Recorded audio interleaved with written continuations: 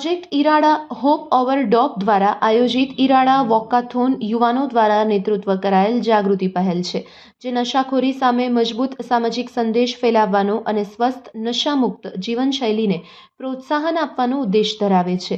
અયાન ભટ્ટ દ્વારા સ્થાપિત પ્રોજેક્ટ ઈરાડાનું નેતૃત્વ EIS સ્કૂલના વિદ્યાર્થી વિહાન પુરવ પટેલ દ્વારા કરવામાં આવી રહ્યું છે.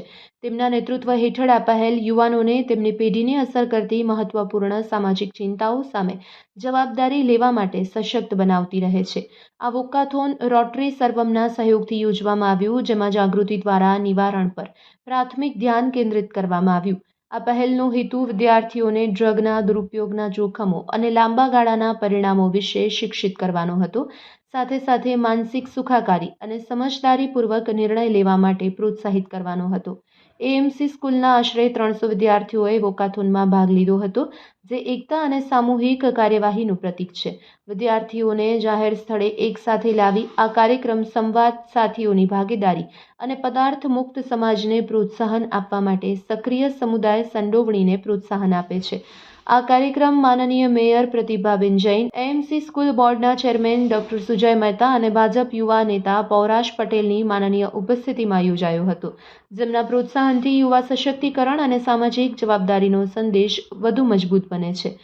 પ્રોજેક્ટ વર્ષ ઈરાદા માટેની સમર્પિત ટીમ ફલક પારેખ, શયાન પટેલ, હાર્વી પટેલ, કનિષ્ક શેઠ, મેહા ટિમ્બડિયા, હવીશ પટેલ, કાશવી શાહ, રિદાન ઓસતવાલ, નિયુ શાહ અને સનાયા રાવલે આયોજન અને અમલીકરણમાં સક્રિય ભૂમિકા ભજવી છે.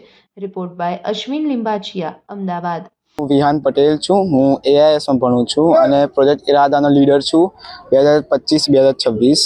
પ્રોજેક્ટ ઈરાદા મારા સિનિયર અયાન ભટ્ટે શરૂઆત કરી હતી અને હવે લીડ હું લઉં છું.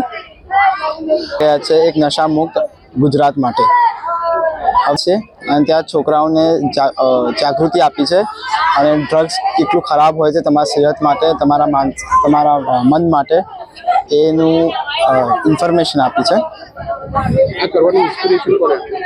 આ કરવાની અમને અંદરથી ઇન્સ્પિરેશન આવ્યો કે અમે આજુબાજુ જે લોકો કરતા હોય એને જોઈને અમને ખરાબ લાગે અને જે યુવા હોય અગર એ લોકો આ રસ્તે જાય તો પછી અમારું દેશનું અને અમારું ગુજરાતનું ભવિષ્ય સારું ના લાગે.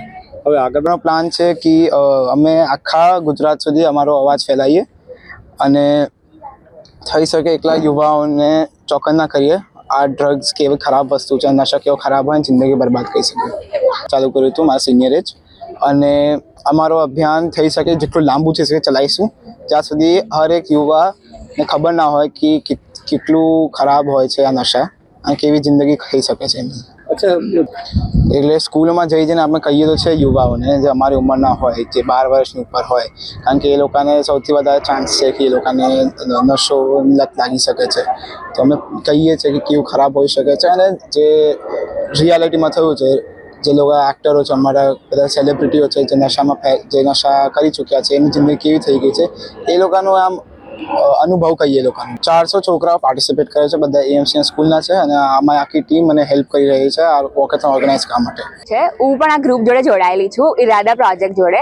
અમારું સૌથી મોટું મને હેતુ એ છે કે અમે નાનીથી નાની સ્કૂલ અને મોટીથી મોટી પ્રાઇવેટ સ્કૂલ, કોર્પોરેશન સ્કૂલ જે રીતે અમે AMC જોડે જોડાયેલા છે આજે, ત્યાં જઈએ, નાનાથી નાના બાળકોથી આપણા વૃદ્ધ લોકોને આપણે સમજાવીએ, આ ડ્રગ્સને ના બોલવાનું શીખવાડીએ. અમારો મેઇન સ્લોગન એ જ છે કે જીવનને હાંકો અને ડ્રગ્સને નાખો, અને એ અમારું આખું ગ્રુપ છે 11 લોકોનું. અમે અમારી સ્કૂલમાં પણ આની અવેરનેસ ફેલાવવા માંગીએ છીએ અને આજે વોકેથોન થ્રુ અમને જોઈએ છે કે આ નાના નાના જિલ્લા અને આખા અમદાવાદ અને ભારતમાં આની અવેરનેસ સ્પ્રેડ થાય.